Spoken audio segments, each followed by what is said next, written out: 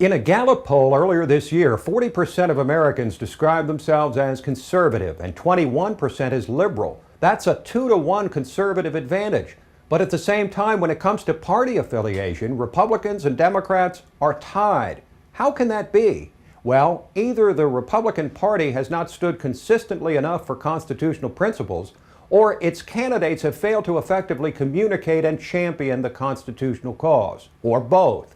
After all, if you say, for example, that you like steak but don't like any steak restaurants, something is out of kilter.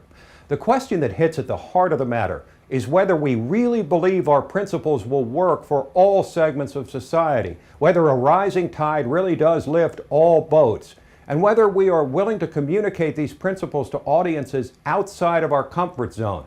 For if we can't defend our principles to unconvinced audiences, they aren't worth much, are they?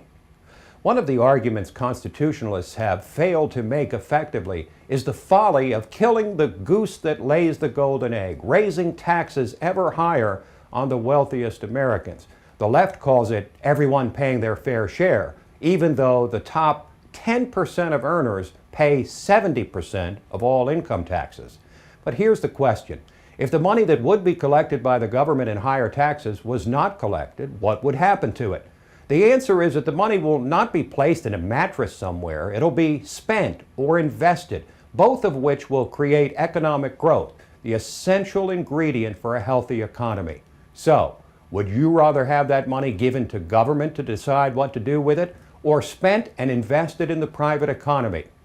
We also have to be able to make a convincing case for rewarding success and how, far from penalizing the rest of us, that lifts a middle class which is mostly the beneficiary rather than the purveyor of economic growth.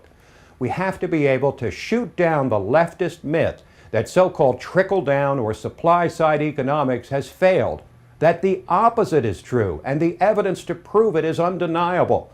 The income tax cuts of Presidents Kennedy, Reagan, and George W. Bush all increased economic growth, as well as the tax revenues so cherished on the left. We must drive home the point that it was not lower revenues, but a failure to control spending by both parties that leaves us in our current fix, $16 trillion in debt.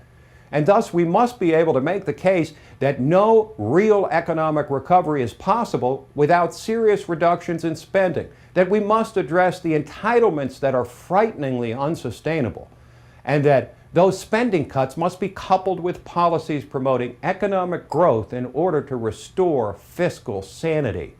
The numbers don't lie.